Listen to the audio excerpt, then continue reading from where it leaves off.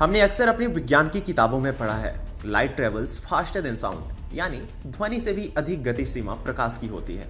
लेकिन एक चीज जो हमने पुस्तकों में नहीं पढ़ी वो ये है कि झूठ की गति प्रकाश से भी तीव्र होती है। कहते हैं सच जब तक अपने जूते पहन रहा होता है तब तक झूठ आधी दुनिया का चक्कर लगा लेता है। कुछ ऐसा ही एक बार फिर हुआ जहां विपक्ष और मीडिया ने एक खिलाड़ी की मौत की झूठी पटकथा लिखी।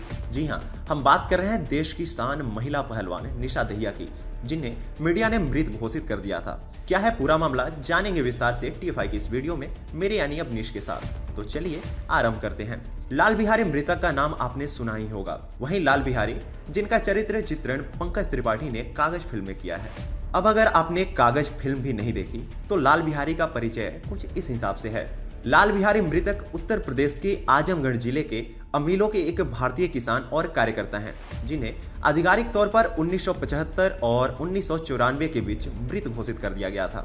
उन्होंने यह साबित करने के लिए 19 साल तक भारतीय नौकरशाही के साथ संघर्ष किया कि वह जीवित हैं। इसी बीच उन्होंने अपने नाम के साथ मृतक जोड़ा और उनके जैसे अन्य मामलों को उजागर करने के लिए Uttar Pradesh association of head people मृत संघ की स्थापना की है।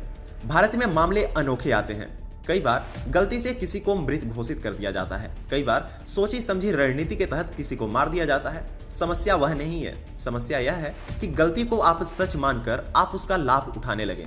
अब कांग्रेस और कुछ स्वघोषित पत्रकारों को ही ले लीजिए, यह दूसरा लाल बिहारी उन्होंने निशा दहिया के रूप में खड़ा कर दिया है। कुछ लोगों की आदत होती है कि वह जिंदा लोगों में जाति ढूंढते हैं और मरने पर उनकी महत्ता। लेकिन इस बार उनकी जो मिट्टी पलीद हुई है कि भविष्य में भाजपा की आलोचना करने के लिए दिमाग का इस्तेमाल करना पड़ेगा। निशा दहिया 23 साल की भारतीय पहलवान है जो वर्तमान में 65 किलोग्राम वर्ग की खिलाड़ी हैं। हाल ही में निशा दहिया ने सर्बिया के बेलग्रेड में कुश्ती अंडर 23 विश्व चैंपियनशिप में 65 किलोग्राम में कांस्य पदक जीता है। प्रधानमंत्री नरेंद्र मोदी ने भी ट्वीट कर पहलवान को बधाई दी थी। उन्होंने ट्वीट में लिखा था, शिवानी, अंजू, दिव्या, राधिका और निशा को बेलग्रेड में कुश्ती चैंपियनशिप में पदक जीतने पर बधाई।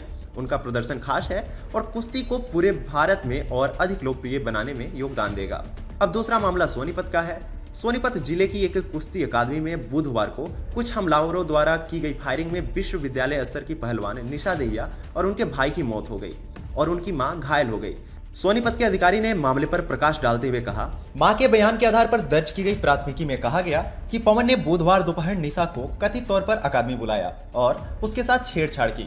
उसने कथित तौर पर उसे धमकी भी दी कि अगर उसने अपने परिवार में किसी को बताया तो उसे गंभीर परिणाम भुगतने होंगे। अब यहाँ एक ही नाम के दो व्यक्ति हो गए जिनका स्वाभाविक पेशा कुश्ती ही है। इस संयोग के चलते लोगों को उलझन होने लगी। लोगों को अंदर अभी समझ में आ पाता कि कांग्रेस पार्टी ने इस अज्ञानता का लाभ उठाकर सबको गुमराह करना शुरू कर दिया।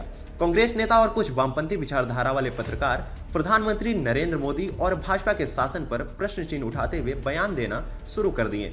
यह तो धन्यवाद हो पहलवान निशा दहिया का, जिन्होंने वीडियो जारी करते हुए अपने कुशल मंगल होने का प्रमाण दिया। वीडियो प्रकाशित करते हुए स्पोर्ट्स अथॉरिटी ने लिखा, महत्वपूर्ण जानकारी, राष्ट्रीय स्तर की पहलवान निशा दहिया को लेकर कुछ मीडिया प्लेटफॉर्म द्वारा साझा की जा रही खबर फर्जी है। नीचे दिया गया वीडियो खुद निशा से प्राप्त हुआ है।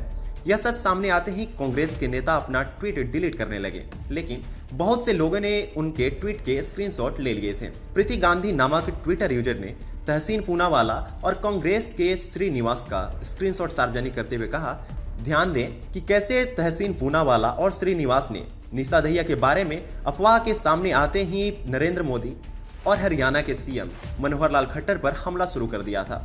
यह महसूस करने के लिए कि यह फेक न्यूज था, उन्होंने निशा दहिया को शुभकामनाएं दी और PM और हरियाणा के CM के खिलाफ अपनी बदनामी को चतुराई से नजरअंदाज कर दिया। शर्मनाक। ट्वीट में श्रीनिवास ने लिखा था, विश्व चैंपियनशिप में पदक हासिल करने के बाद और प्रधानमंत्री से शाबाशी पाने के बाद निशा दहिया की गोली मारकर हत्या।